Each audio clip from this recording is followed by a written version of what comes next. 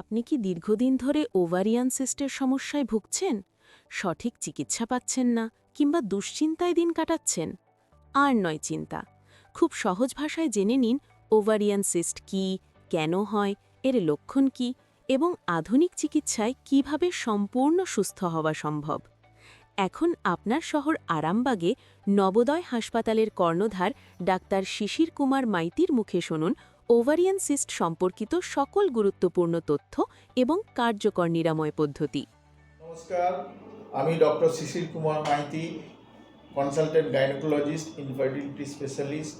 আমি নবোদয় হসপিটাল এবং fertility centre থেকে বলছি। চলুন আজকে আমরা একটা খুব কমন সাবজেক্ট নিয়ে একটু আলোচনা করি। পলিসিস্টিক ওভারিয়ান সিনড্রোম বলে একটা রোগ আমরা খুব সচরাচর ইদানিংকালে দেখতে পাচ্ছি। এটা খুব একটা বার্নিং টপিক এবং আপনারা যেখানেই খুশি সার্চ করুন, এটা আপনারা পাবেন দেখতে। আজকে খুব সংক্ষেপে আমি এইটার ব্যাপারে একটু বলবো যে পলিসিস্টিক ওভারিয়ান ডিজিজটা কী বা পলিসিস্টিক ওভারিয়ান সিনড্রোম কী, এর থেকে মুক্তি পেতে গেলে কি কি করতে হয়।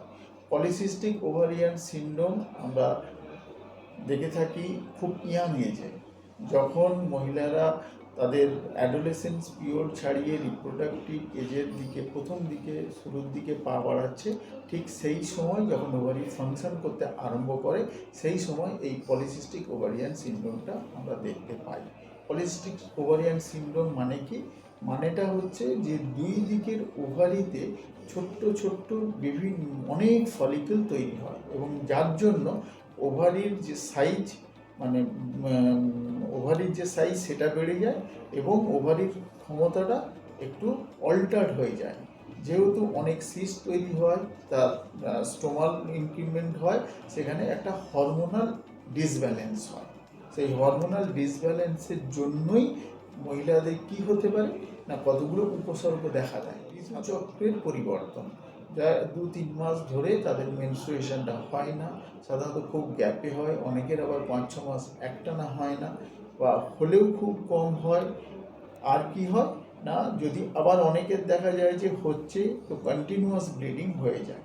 সাধারণত এই প্রবলেমগুলো অ্যারাইজ করে।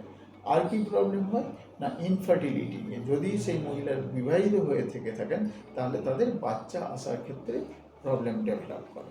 এই প্রবলেমগুলোকে আমরা কিভাবে ওভারকাম করতে পারবো? পলিসিস্টিক ওভারিয়ান যে ডিজিজ, সেই পলিসিস্টিক ওভারিয়ান ডিজিজকে ওভারকাম করতে গেলে regular exercise, diet habit change and lifestyle change.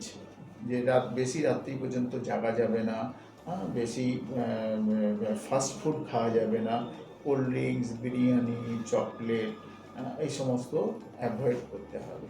আর তার সঙ্গে আমরা কিছু ওষুধ প্রেসক্রাইব করি, সাধারণত সাইক্লোট্রিন অ্যাসিটেট নামে এক ধরনের ওসিপিল হয়, সেটা দেয়া হয়। আর দেওয়া হয় যে ডিকাইরোনিসোটল, মায়োনেসিটল নামের এক ধরনের ওষুধ দেওয়া হয়, দিয়ে এটার থেকে মুক্তি পাওয়া যেতে পারে। এবং এই এই বিষয়ে আরও বেশি কিছু জানতে হলে আমার সাথে একটু যদি যোগাযোগ করার ইচ্ছে থাকে আপনাদের, তাহলে এই নিচের এতে আপনারা যোগাযোগ করতে পারেন।